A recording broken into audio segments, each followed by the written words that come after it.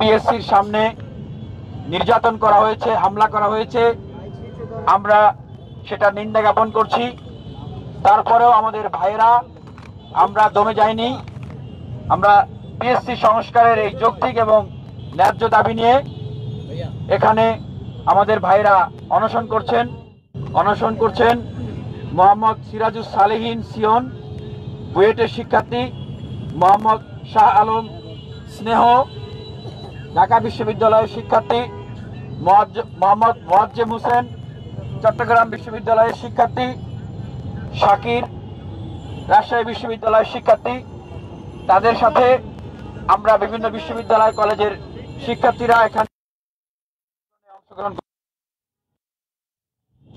আজকে আপনারা দেখেছেন পিএসসিতে আমাদের মাননীয় চেয়ারম্যান উনি সংবাদ সম্মেলন করেছেন। আমাদের আন্দোলন এবং দাবির প্রেক্ষিতে উনি সেখানে বক্তব্য রেখেছেন। আমরা শুরুতেই বলতে চাই, আসন্ন ৪৬তম বিসিএস এ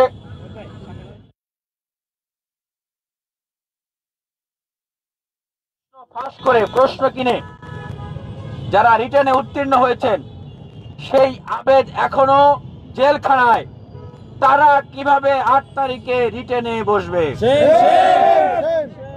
তাহলে আমরা দাবি জানাই, আবেদ গংরা যদি রিটেনে বসতে পারে, তাহলে এই নামাজি ব্যক্তি পীর সাহেব তাকে যেন জেল থেকে, আমরা তাহলে আর আবেদের বিরুদ্ধে কোনো আন্দোলন করব না। প্রশ্ন ভাষার সাথে যারা জড়িত, প্রশ্ন কিনেছে, পিএসসিতে এখন অবস্থান করছে, প্রশ্ন ভাষার সাথে জড়িত, তাদের বিরুদ্ধে কোনো আন্দোলন করব না। আমাদের আন্দোলন হবে পিএসসি চেয়ারম্যান এবং সচিবের বিরুদ্ধে। প্রিয় সাংবাদিক ভাইরা,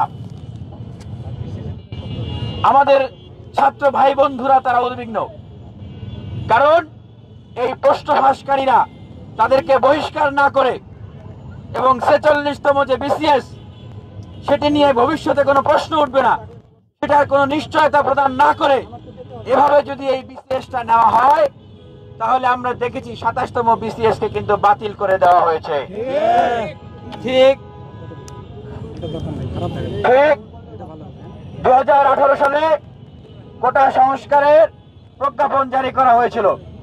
২০২৪ সালে আবারও সেই প্রজ্ঞাপন উল্টে দেওয়ার ষড়যন্ত্র করা হয়েছে। সুতরাং আমরা জানি না এই যে ৪৬তম বিসিএস, এটাতে যারা প্রশ্ন ফাঁস করে এখনো যাদেরকে বহিষ্কার করা হয় নাই, তাদেরকে সহকারে রিটেন ভাইবা চাকরি হয়ে যাবে। পরবর্তীতে এটা যে আসলে ভবিষ্যতে বাতিল করার একটা ষড়যন্ত্র কিনা সেটা আমরা জানি না। সুতরাং কোনো সন্দেহ সংশয় নিয়ে আমরা তাদেরকে পরীক্ষার হলে বসতে দেব না। আমরা সুস্পষ্টভাবে বলে দিচ্ছি, যদি তারা পরীক্ষার হলে আসে, তাহলে তাদেরকে ধরে বেঁধে পরীক্ষার হলের সামনে আটকে রাখা হবে। আর তাদেরকে যারা এখন আশ্রয় প্রশ্রয় দিচ্ছে পিএসসি থেকে, তাদেরকে ধরে নেই রাজু ভাস্কর্যে আমরা বেঁধে রাখি। আমরা আমাদের চেয়ারম্যান মহোদয়কে বলতে শুনেছি যে ওনারা দিন রাত পরিশ্রম করেন। ভালো কথা, আপনারা পরিশ্রম করছেন, ধন্যবাদ জানাই। কিন্তু পরিশ্রমের যদি আউটপুট না থাকে, তাহলে সেই পরিশ্রম করে লাভ কি? আপনারা ১৬ জন পিএসসি সদস্য এখন আছেন, আমরা সরকারকে বলবো সেই সদস্য সংখ্যা বৃদ্ধি করে ২৫ অথবা ৩০ জন করা হোক। তাদেরকে এত পরিশ্রম করে এত কাজ করতে হবে না, সদস্য বাড়িয়ে দেন।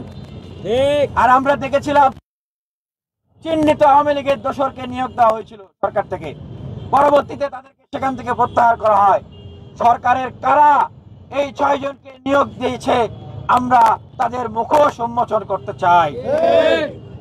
যে ভাইবার ১০০ মার্ক, আমরা পিএসসি চেয়ারম্যান মহোদয়কে বলতে শুনলাম, উনি বলেছেন যে ভাই ১০০ অথবা আরো কমিয়ে ৫০ মার্ক করার পক্ষে তারা। ওনারা বলেছিলেন যে ৪৪তম বিসিএস থেকে এটা বাস্তবায়ন করতে চান, কিন্তু সরকার থেকে বলা হয়েছে সেটা ৪৭তম বিসিএস থেকে করতে হবে। এই যে দেখেন শুভঙ্করের ফাঁকি।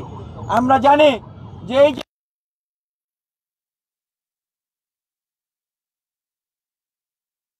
বিভিন্ন তদবিরের মাধ্যমে মেধাবীদের স্বপ্ন বিলীন হয়ে যায়, ধূলিসাৎ হয়ে যায়।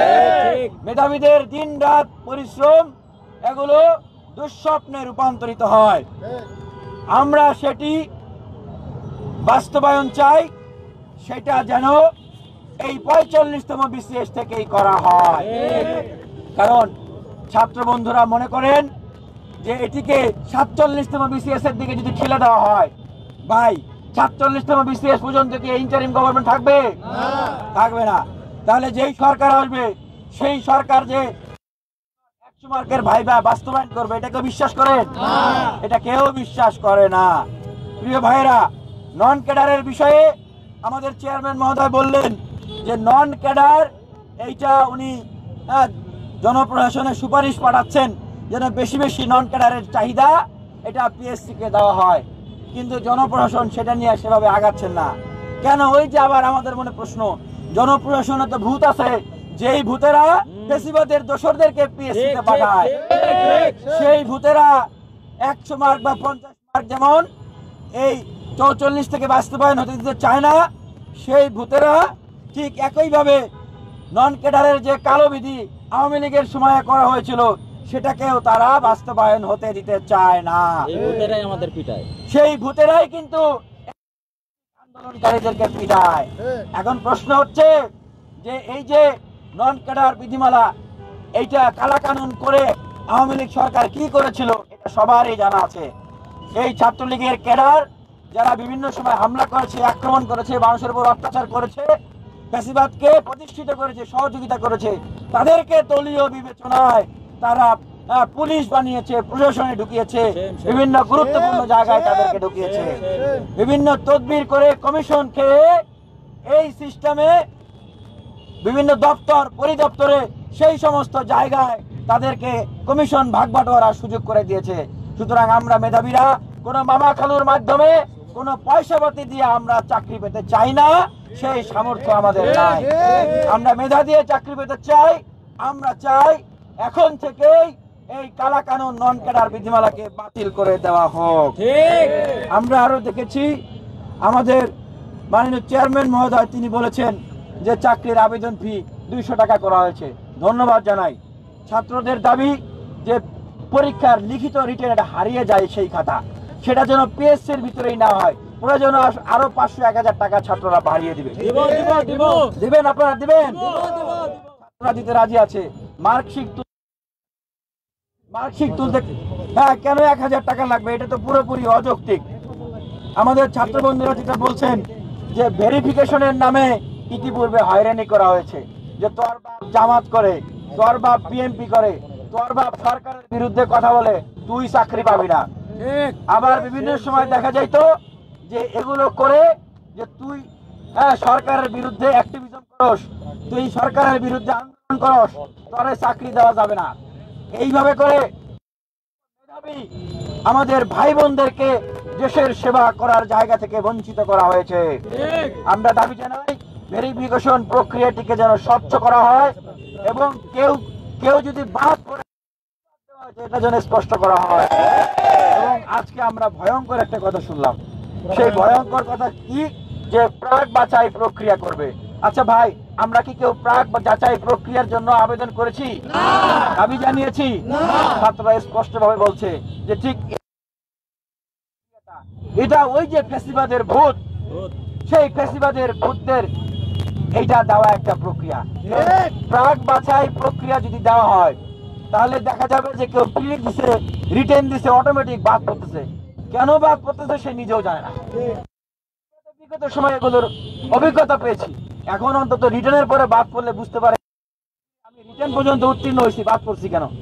প্রাক যাচাই প্রক্রিয়া তৈরি হলে সেখানে যাদেরকে ভালো লাগবে না, পছন্দ হবে না, তাদেরকে সুকৌশলে আগেই বাদ দিয়ে দেওয়া হবে।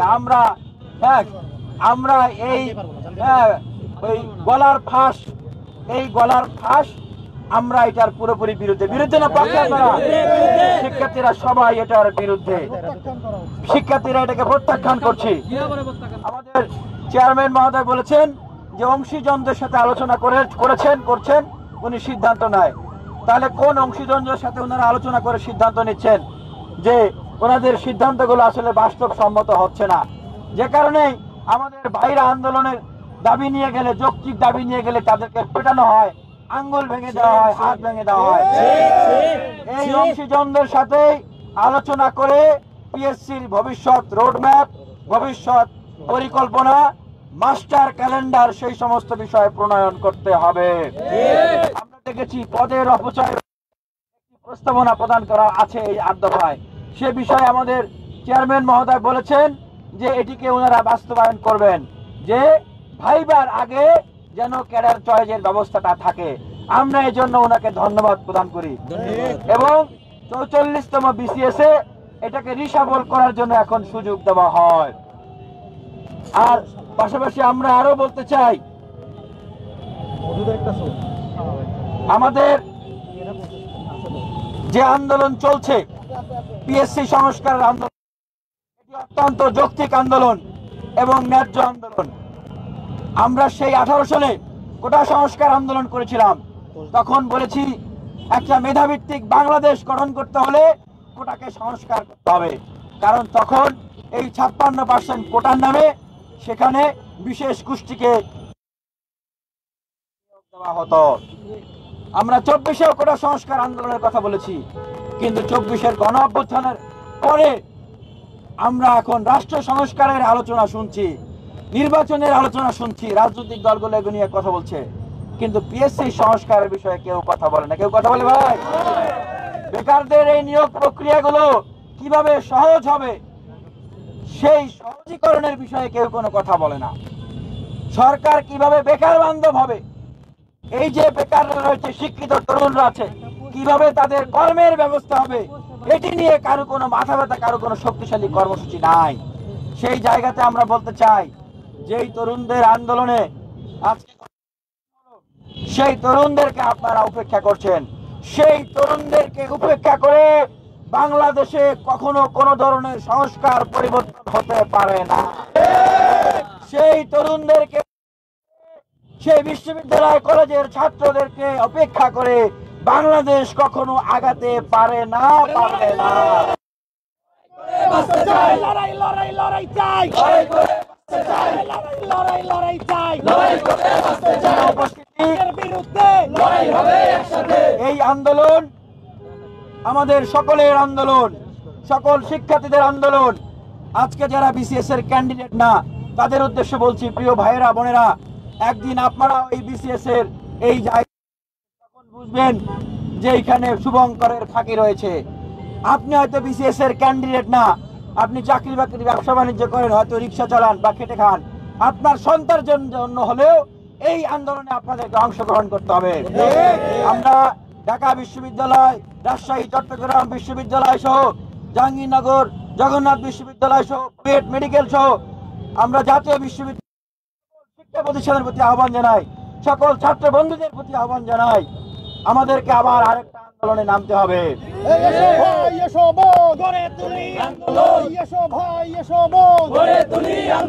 আমরা জানি আন্দোলনের কথা শুনলে এখন আমাদের রাগ হয়, আমাদের জিদ হয়, কারণ আন্দোলন করতে করতে করতে করতে আমরা গণ অভ্যুত্থান করেছি, সরকারকে ফেলে দিয়েছি, ফ্যাসিবাদকে মুক্ত করেছি, কিন্তু তারপরেও আমরা দেখছি যেই দাবি 7-8 মাস অটোমেটিকলি এর সময়ের ভিতরে আদায় হয়ে যাওয়ার কথা, সেই দাবি আদায় করতে দিচ্ছে না।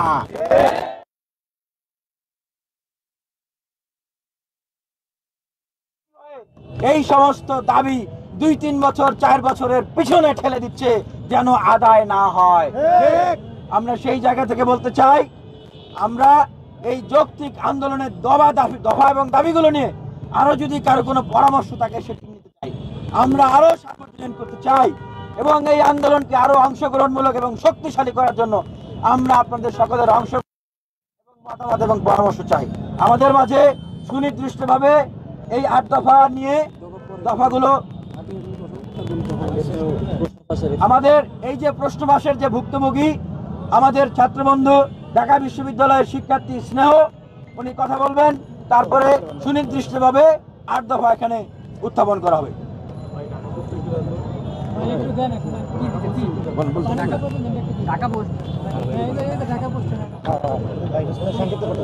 প্রিয় দেশবাসী, আসসালামু আলাইকুম।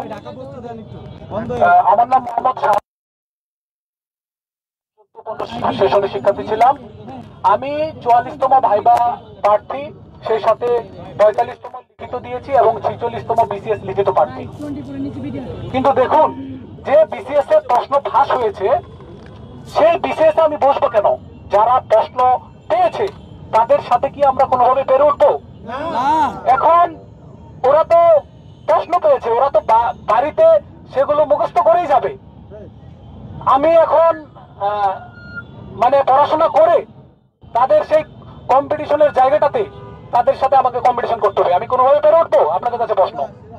তো আপনারা জানেন, আমরা দীর্ঘদিন ধরেই পিএসসির সংস্কারের জন্য আমরা বেশ কিছু দাবি দেওয়া জানিয়ে আসছি। আমরা বেশ কিছুদিন ধরে পিএসসিতে অবস্থান নিয়েছিলাম। আপনারা ইতিমধ্যে দেখেছেন পিএসসির লাঠিয়াল বাহিনী কিভাবে আমাদের ভাই বোনদের মেরে রক্তাক্ত করেছে। আমার এক ভাইয়ের যে হাতে কলম ধরি আমরা, সেই ডান হাতের দুটো আঙ্গুল ভেঙে দিয়েছে। আপনারা অবগত আছেন। প্রিয় সাংবাদিক ভাই ও বোনেরা, আপনারা দেখেছেন পিএসসির যৌথ বাহিনী কিভাবে আমাকে টেনে হিচড়ে আমার শার্টের বোতাম ছিঁড়ে আমাকে কিভাবে আমার হাতে এবং আমার গালে রক্তাক্ত করেছে। ইতিমধ্যে সোশ্যাল মিডিয়াতে আপনারা এটা দেখেছেন। আপনারা কি আওয়ামী ফ্যাসিস্ট আমলের মতো যে একটা অবস্থা এখন বিরাজ করছে বা দেখা যাচ্ছে সেটা লক্ষ্য করছেন? আওয়ামী ফ্যাসিস্ট আমলে 18 সালে আমরা কোটা সংস্কার আন্দোলন করেছিলাম, সেখানে কিভাবে সকলের মতো 10-15 জন 20 জন আমাদের ভাই বোনদের টেনে হিচড়ে নিয়ে গেছে, আপনারা দেখেছেন না? ঠিক তেমনি ভাবে এই সময়ে এসেও কি আমাদের এটা দেখতে হবে? আপনারা জানেন 46তম বিসিএস এ প্রশ্ন ফাঁস হয়েছে, এটা স্পষ্ট। কিন্তু পিএসসি এটা স্বীকার করছে না। কিন্তু তারা বলছে হয়তো বা প্রশ্ন ফাঁস হয়েছে, এই ভেবে আমরা নতুন করে আরো 11,000 টিকিয়ে দিলাম, বৈষম্য দূর হয়ে গেল। এটাই কি উপযুক্ত সমাধান?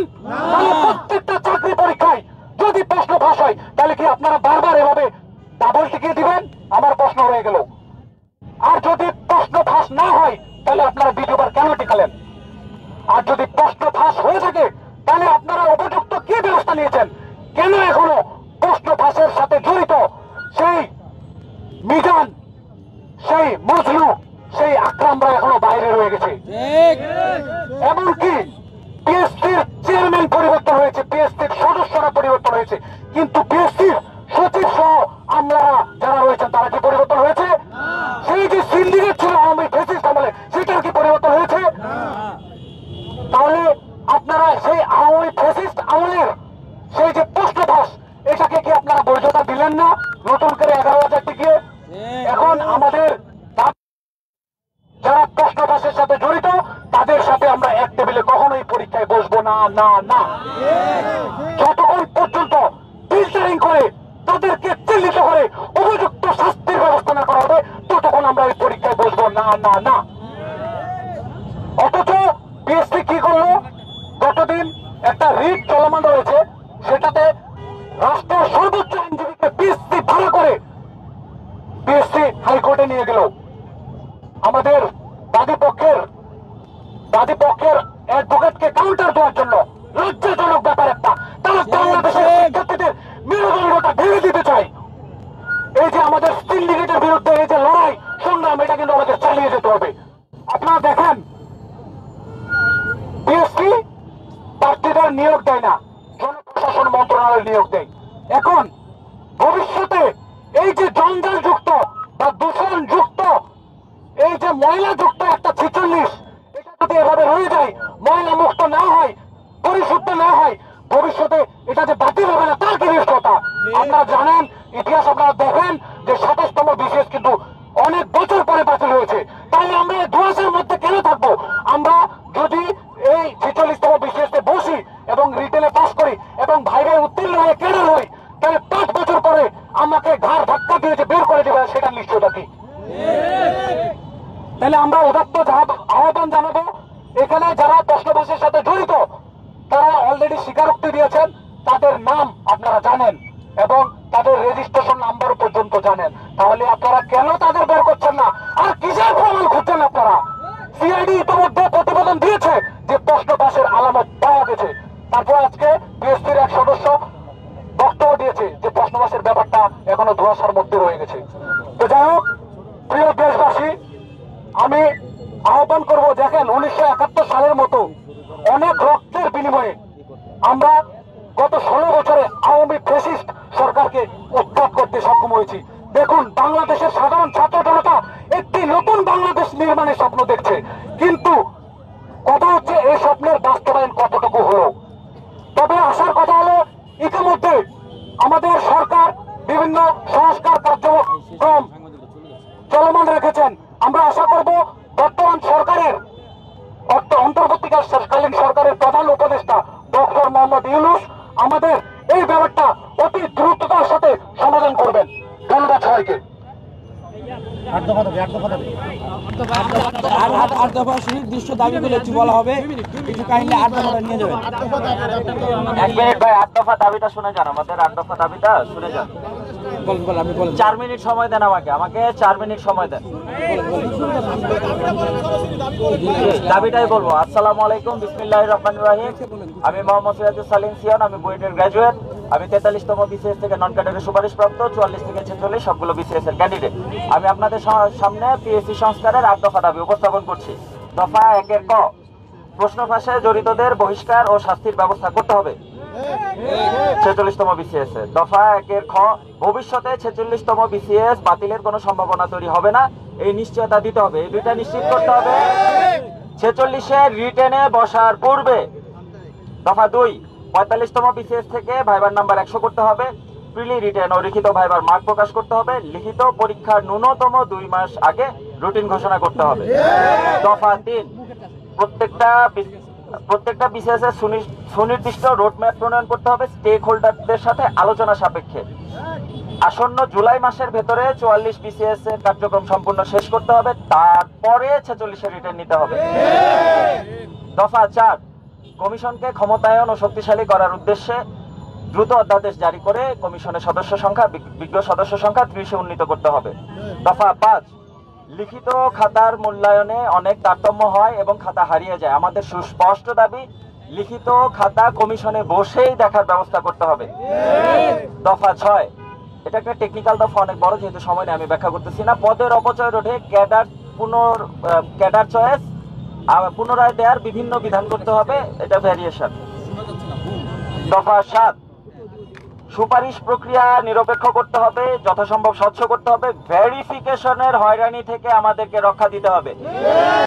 ভেরিফিকেশনের হয়রানি থেকে আমাদেরকে রক্ষা দিতেই হবে। প্রি ভেরিফিকেশন এইসব কিছু চলবে না, এগুলো বাদ দিতে হবে আল্লাহর ওয়াস্তে। গ্যাজেট প্রণয়ন স্বচ্ছ নিরপেক্ষ করতে হবে।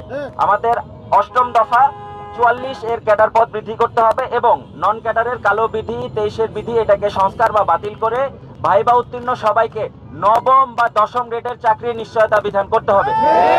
এই হচ্ছে আমাদের 8 দফা। আমি ফাইনালি একটা মন্তব্য করি, আপনারা একটু শুনবেন। আমরা আসলে কারা? আমরা ভবিষ্যতে পররাষ্ট্র, পুলিশ হব, আমরা প্রশাসন হব, আমরা বেসিক্যালি সিভিল সার্ভিসের সদস্য হব, আমরা দেশ চালাবো। ভাই, আমরা বোকাশোকা মানুষ না, আমরা অনেক কিছু বুঝি।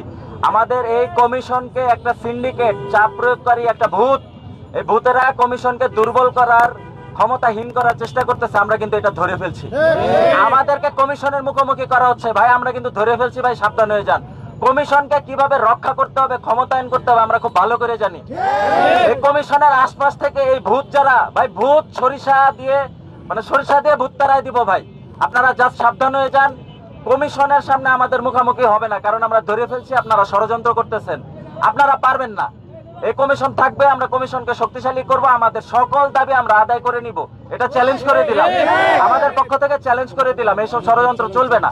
আমরা ধরে ফেলছি আপনারা কারা, কোথায় ভূত, এই দোসরের ভূত কারা আমরা ধরে ফেলছি। ধন্যবাদ সবাইকে।